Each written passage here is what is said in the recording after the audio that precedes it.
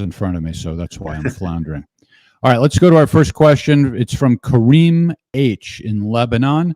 Nasrallah has a speech tomorrow, and there are tons of speculations regarding the 11/11 date, which, by the way, is Veterans Day, Scott, specifically related to the Islamic Brotherhood of Egypt and a potential intervention from their side. What are your thoughts? Well, Nasrallah is devoutly Shia, and the Islamic Brotherhood, I think he's speaking of the Muslim Brotherhood in Egypt, is devoutly Sunni, and never the two shall meet. So I don't believe that Nasrallah would give a. He is a serious religious leader, in addition to being, one of the most important politicians in Lebanon. Never forget that Hezbollah is a political party that's heavily vested in the success of Lebanon as a nation state, and therefore he has to take into consideration the entire Lebanese nation. He's not going to do something that sacrifices Lebanon for the sake of some Islamic gimmick, because that's what it would be, a gimmick. If you listen to his speech last Friday, this was a very serious man who gave, one of the most comprehensive presentations regarding horizontal escalation management. Now, that's me imposing Western academic concepts onto a speech given by a very important regional leader. But that's exactly what he did. He was talking about escalation management done horizontally, meaning it wasn't just managing Hezbollah's relationship with Israel, it was managing Hezbollah's relationship with Hamas, Iran, the United States, how all these things interacted together. And, he gave a speech that basically said that his goal is to avoid an escalation of the conflict. He was prepared to come in if needed, but to avoid it. And I would imagine that his speech tomorrow will be more of the same, continuing to manage the varying degrees of escalation that have taken place since his last speech, refamiliarizing the Americans and the Israelis about the potential of Hezbollah to be a game changer. But again, I just remind people, now this is where I get in trouble. This is the beginning of getting in trouble night now. Hamas has scored a major victory, a huge victory. And all the people going, Scott, I don't see a victory there in Gaza, man. The former head of Israeli intelligence just came out and said, it ain't going on like you guys think it's going on in the media. Hamas ain't beat. They're putting up a hell of a resistance, and Israel's not having an easy time. But more important than that, Israel's losing the international relations battle. You have the United States, you have every ambassador in the Middle East sending emergency cables to the White House and to the State Department saying, we've lost the Arab street, we've lost the Arab world for at least a generation and maybe forever because of what we're doing. And this is going to overly complicate our lives going down. All the things we think should be happening aren't going to be happening because they aren't with us anymore because of Israel. And this is in turn going to cause the United States to put pressure on Israel. For all those people that listen to Benjamin Netanyahu, understand this. He's a failed leader, and he's on his way out. Everything he says doesn't matter, literally doesn't matter. It may have an importance for today, for the present, but in the long term, all the projections he makes about this, that, the other thing, we're going to destroy Hamas, we're going to be in Gaza. He won't be here to do that because he is literally collapsing as we speak, internally and in terms of external pressure. He is seen as the biggest impediment to resolving this conflict that's there, and he's going to be pressured out. But let's look at some of the things he said. He said that Hamas will be destroyed. Well, as I said, the former head of Israeli intelligence just said, well, if they're going to be destroyed, Israel ain't destroying them. So got to do better there, Benny. Then he, said other things that, there will not be a ceasefire. There will not be a ceasefire. I think there's going to be a ceasefire. And, he said, we won't release we're not going to negotiate. It's all or nothing. I think, guess what? You're going to, I think Hamas is going to give you about 100 of their hostages, and you're going to release all the women and children. I want people to reflect on what I just said, that Israel's going to release all the women and children that they've arrested. Aren't they nice, fuzzy people? Because the women and children haven't been charged with any crimes. They've just been pulled off the street because they don't like the Israelis occupying the West Bank. Some of the kids, 10-year-old kids, threw rocks at tanks. Man, that's worth shooting them. Sometimes they do. They kill a lot of 10-year-old kids who throw rocks at tanks. Sometimes they capture them and snap their arms. The little tiny 10-year-old arms that threw the rock, they break them, and then they take the crying kid to prison where they don't set the arm properly so he can never throw rocks properly again. Those people are in prison. Thousands of them are in prison. Hundreds of children, over 136, I believe, and thousands of women are in prison in Israel. No due process, no nothing, just in prison. You guys probably didn't think about that when people said, why would Hamas take hostages? Didn't we just answer that question? Because they're using them to exchange for their hostages that have been taken by the Israelis. Benjamin Netanyahu said they would never be exchanged. There's an exchange taking place. Why? Because Hamas is smarter than Benjamin Netanyahu. They planned this. One of their goals, one of their objectives was to go and seize hostages to get these people released. And let me predict the future for you. They're going to get all the prisoners released, and they'll release all the hostages. That's their plan. That's what's going to happen. It may take some time. There's going to be some death and destruction going on, but that's what's going to happen. But let me tell you the other thing that's happening that shows that this is one of the greatest victories for Hamas ever. On October 6th, no one was talking about a Palestinian state. It was a dead issue. Done. No one talking about it. No one cared about it except the Palestinians. And even then, which Palestinians?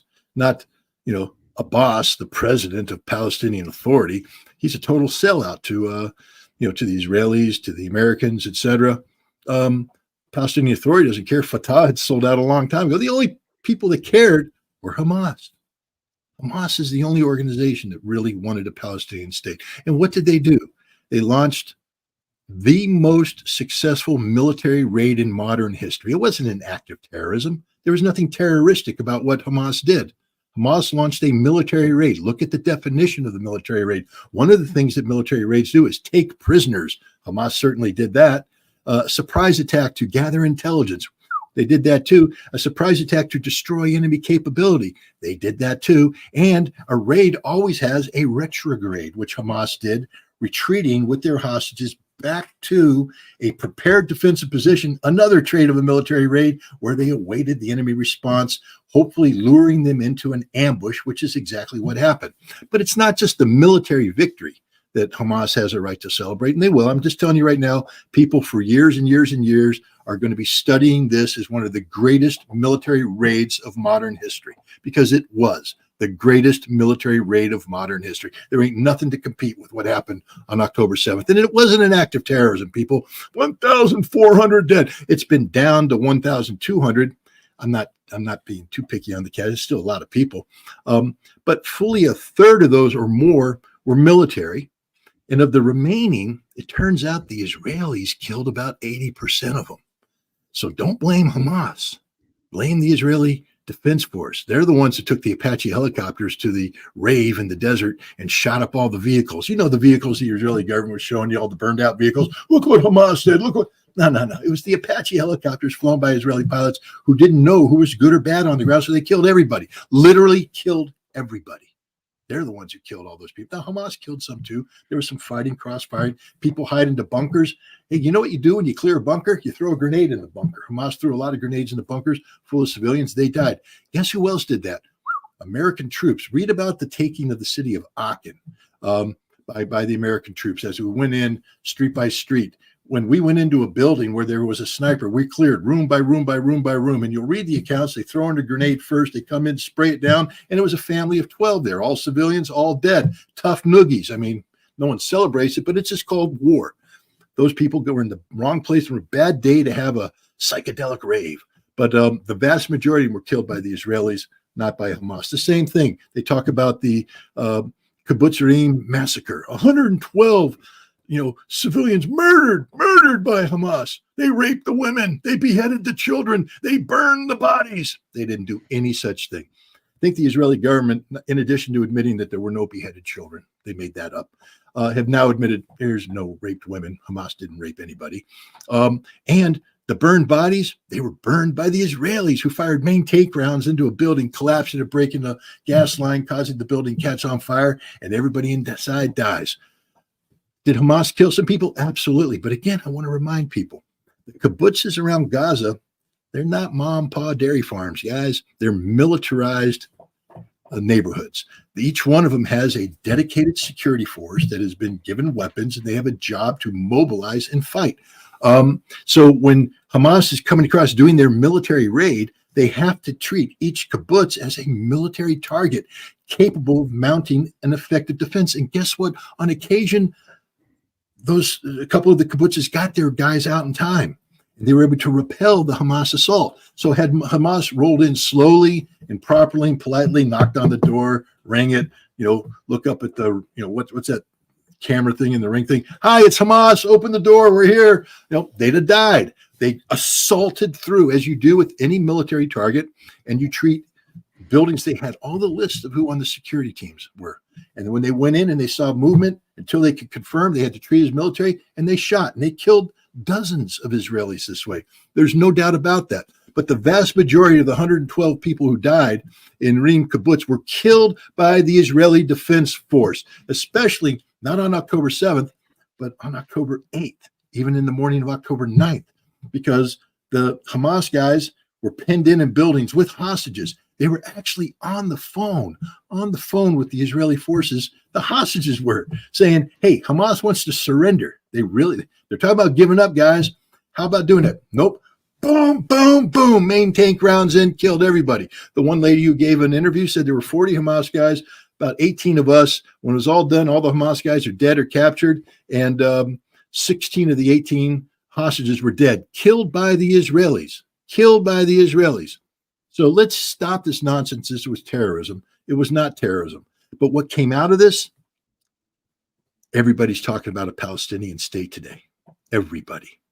So we need to understand this, that there will be a Palestinian state. Optimism is there. Tony Blinken just said it's the number one diplomatic priority of the United States right now. The only reason they're talking about, and I'd love to ask Tony that question.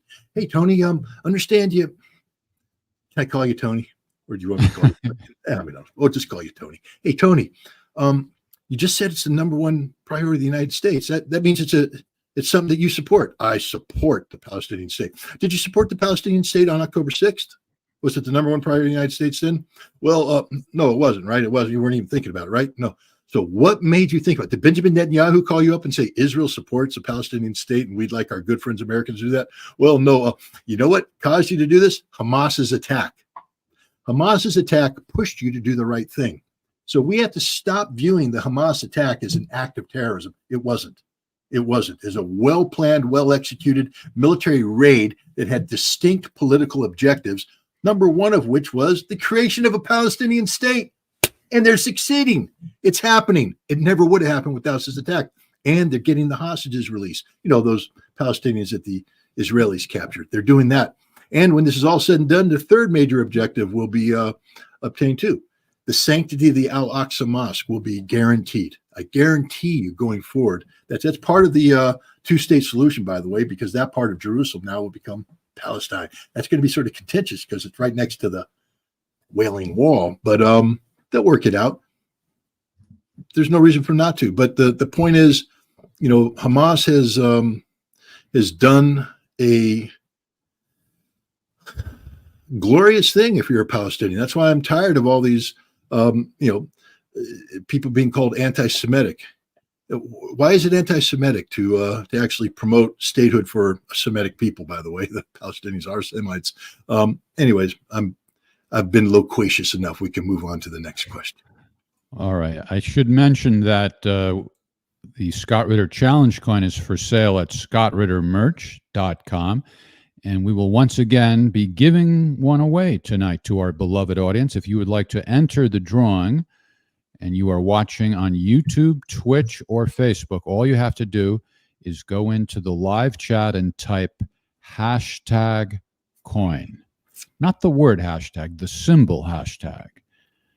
#coin. There it is. And later on in the show, we'll do a drawing. And if you're anywhere in the world where we can send it, we will send it to you free of charge. Hey, Siri, #coin. We need one. Okay, sorry. That's all right. We have an audience that really follows us closely and has an excellent memory. Somebody said, "Did you borrow that shirt from Larry Johnson? Remember when he was on? He wore a shirt." Larry pulls the Hawaiian shirt off better than I do. It's a lifestyle choice for him. This is a gift from our good friend Ryan in Texas, and I've only worn this shirt 3 times. One time was in Texas when I spoke at the bar in Texas. And the second time was when we came back and did it and asked the inspector. I wore this shirt, and then I was told by Siri never to wear that shirt again. And I was trying to honor her wishes, but today is the Marine Corps birthday, so it was only appropriate that the shirt be brought out. It's a special occasion. I agree with Scott. You should. Okay. And this is our friend Ryan modeling our t-shirt, which is also for sale at scottrittermerch.com. The next question is from Jeffrey, who misspells his name. It's spelled with a J, Jeff, in Oregon. Did Hamas really decapitate? Well, you already answered that, but here's the question anyway. Did Hamas really decapitate babies on October 7th? I have heard otherwise, but my brother claims to have seen it in a video. Yeah, and I said when I talked about it, flash that, not before I talk about it. But yeah, I mean, no, they didn't decapitate babies. Even the Israeli government says there's no evidence to do that. I don't know what your brother claims to have seen. First of all, did he see a decapitated baby? Yeah, there's a video that shows a baby without a head. How did the baby lose its head? That's the question. Because to be decapitated, somebody from Hamas would have to literally take the head off the body. That never happened. The head might have been hit in the head by a bullet. High velocity round hits a little melon like that. Pop goes the weasel. It may have gotten taken off by an Israeli tank shell.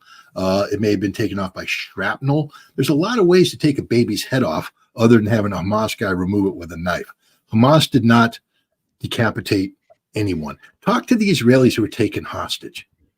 They all say that the Hamas people, beyond that initial act of violence in taking them hostage, Hamas treated them courteously, looked after their welfare, reminded them constantly that we're Muslims, we don't do this, we won't hurt you, we're not going to rape you, we're not going to harm you. And they didn't. So this concept of them taking heads off is just Israeli propaganda. It's all part of the lies. The Israeli government has to lie about what happened because they can't tell the truth about what happened. They can't tell the truth that they were beat up in a stand-up fight by Hamas. They can't tell the truth that Benjamin Netanyahu is the most incompetent man on the planet when it comes to the security of Israel. They can't tell the truth that Benny Gantz is an incompetent defense minister, that General Gallant is an incompetent chief of staff of the Israeli armed forces. They can't tell the truth, you see, so you have to disguise this as an act of terrorism. See, act of terrorism, you can get away with a lot of sins, but you can't get away with losing a stand-up fight to Hamas. Yeah, and you can never be absolutely confident about these videos that are floating around. Sometimes they're videos from some other situation that doesn't even apply from years ago that people say, hey, this just happened the other day. And then today I was on your Telegram channel and you posted something about what Sputnik is calling an artificial intelligence reporter. And I'm not quite sure that's the right phrase, but let's just take a look at that. This is what My name is Nika, and I am Sputnik's AI news presenter. Imagine a drone so powerful that it's been nicknamed the Tank Killer. Meet Russia's Lancet. Now, to me, artificial intelligence means that a machine or software is imitating the way humans think. I don't know that that's exactly what's going on there. That might just be special effects. So I would say that's a real voice. If that's artificial intelligence, then the technology has really improved a lot in the last month or something. That sounds like a human, doesn't it? The technology has improved. I mean, but again, it's it only does what you tell it to do. It's not true artificial intelligence. That's what I'm saying. Yeah. Our AI is supposed to think on its own. There's nothing out there that thinks on its own besides, living creatures. This is, the Israelis bragged about their intelligence, over Gaza as being the, artificial intelligence, the first AI war. We're winning. We're geniuses. And Hamas said, not what we think with our own brain, and we wiped you out. She's programmed by somebody. She's not artificial intelligence, just like Chat GPT. Yeah, it's right. It's special effects. I mean, there were special effects before there was artificial intelligence. So, I guess they can, if you asked, it'd be if you linked Chat GPT with a hot chick visual generator with a sultry voice. If you had 3 separate programs, how to generate, a paper by putting in words, as all college kids do now. Nobody writes their own papers. They get Chat GPT to do it for them, and they all get a solid C+ average. And but then you combine it with whatever program generated the looks. Somebody told it that she should have this hair, this eyes. The computer didn't think that themselves, and then it doesn't look like a real person, though. I mean, assuming that's a very good job, yeah. Yeah, assuming that that's really a machine-generated thing, that's fantastic.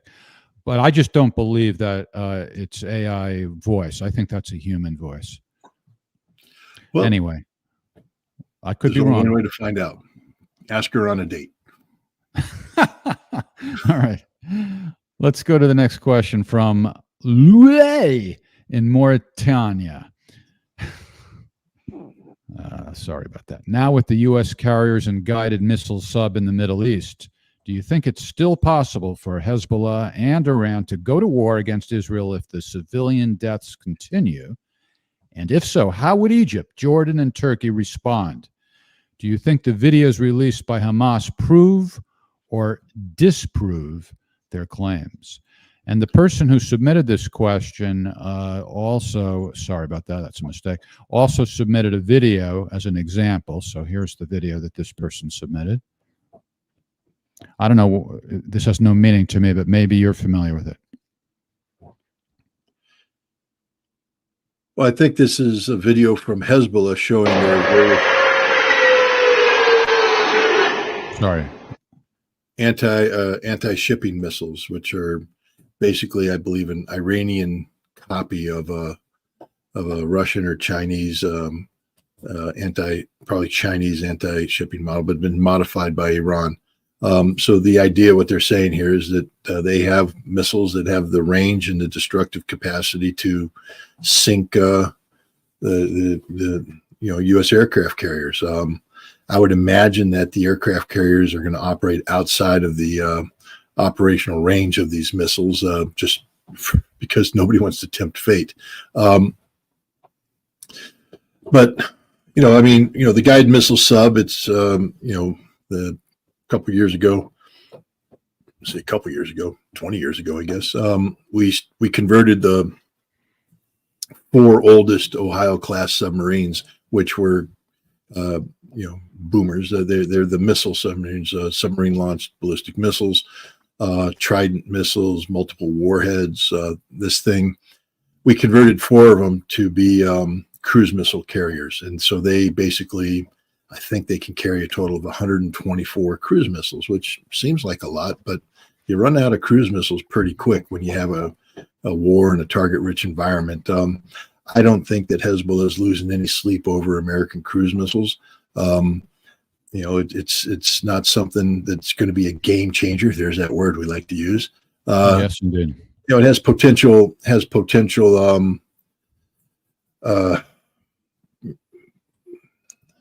deterrence value, and I think that's what the U.S. is looking for, is deterrence, to say there could be consequences. But the thing about deterrence is it has to be believable, and there's just not sufficient military power in the region for the United States to win a war. You can start a war, but what happens if the enemy rides out your attacks and then you got nothing left? What happens when you blow through all your cruise missiles and you got nothing left? But I just think it's a presence that the United States is putting out there, but it's also done more to mollify Israel. So to tell Israel, don't worry about it. We got your back. You don't need to panic about Hezbollah and Iran. No need to overreact. We're here. And then they're telling the Iranians, we don't want to go to war. I mean, there's definitely communication taking place between Iran and the United States over what's going on in Iraq and Syria, where these pro-Shia militias are attacking American installations, and they've one guy died of a heart attack. I think 56 people have been wounded so far, probably more after tonight. The attacks continue. And then we respond with, very carefully calibrated, retaliation. We hit a warehouse where we always hit warehouses, by the way, that was affiliated with the IRGC, the Iranian Revolutionary Guard Command. And, the Iranians were told, we know which warehouse to hit that isn't going to kill many people or anybody, hopefully. And we hit that warehouse. And the Iranians know that we hit that warehouse because we didn't want to hit the other warehouse. The other warehouse would have been an escalation. This warehouse, it's just a show of force. And that's the thing. That's the horizontal escalation management that's going on. The same thing with what Hezbollah is doing to Israel. They're taking, could be Sunni militias too. Iran has more control over the Shia militias than they do the Sunni militias. The Sunni militias are sort of a wild card in that one. But Hezbollah is taking out these Israeli military bases, precision strikes against all the radars, all the cameras, all the intelligence collection apparatus. They're making the Israelis blind on the border, and Israel's retaliating by striking Hezbollah targets on the border and going deeper into villages where they believe Hezbollah has some capabilities. It's a slow escalation, but the whole idea is to keep it from blowing up out of control. But I don't think that Hezbollah is losing any sleep over what the United States is doing with the aircraft carriers or that single Ohio-class submarine. Game changers. Changes to the game such that the game can never be played the same way again.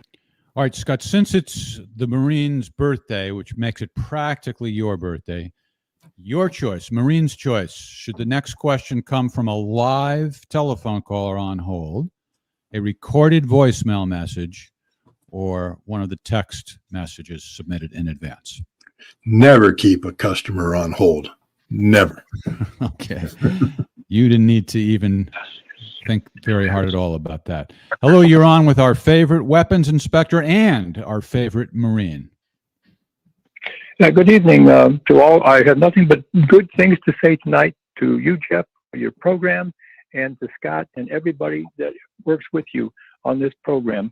I'll try not to loquaciate so much, and you can crack the whip on me anytime you want.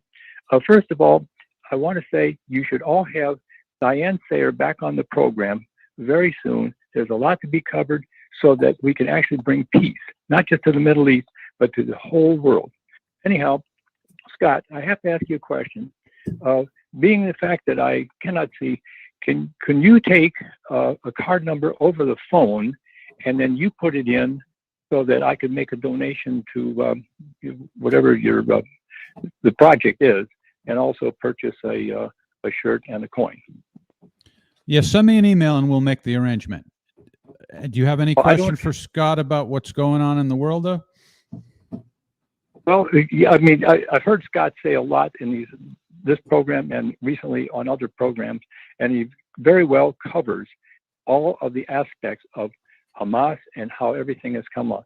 No, I don't have a particular question for them. All right. Well, thank you for the compliment. Thank you for wanting This is Blind Jim from Michigan, right?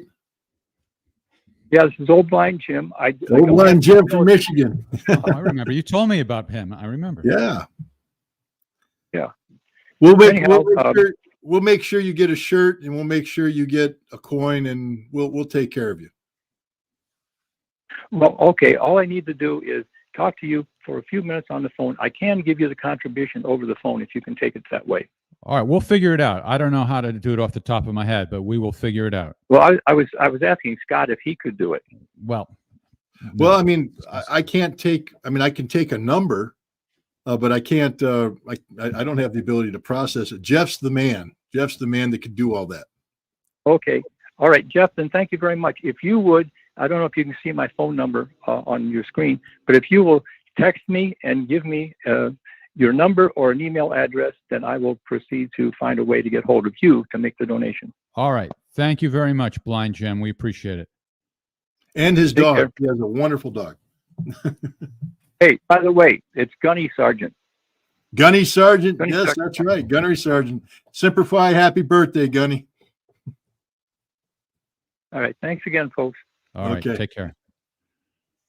All right. Blind Jim. Never You leave recognize- Blind Jim on hold. Never. No. All right.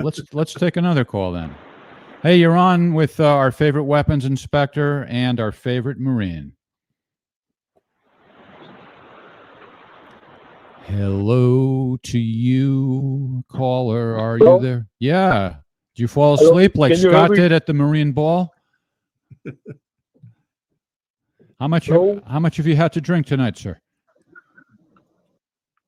Nothing at all. All right. My question is, can you hear me well? Yeah, we can hear you. You got us on the edge Okay. of our seat waiting for your question.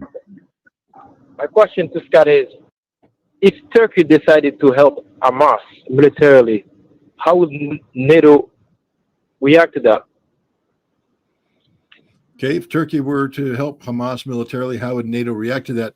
Not at all. I mean, Yeah. there might be, the different European nations might express either support or opposition to that, but NATO as an institution is not going to do anything. Sir, Turkey's a sovereign state. How does NATO respond when the United States, bombs Yemen? It's not a NATO problem. It's happening outside of the NATO area of operations. It's a sovereign decision by the United States. So it doesn't it doesn't matter.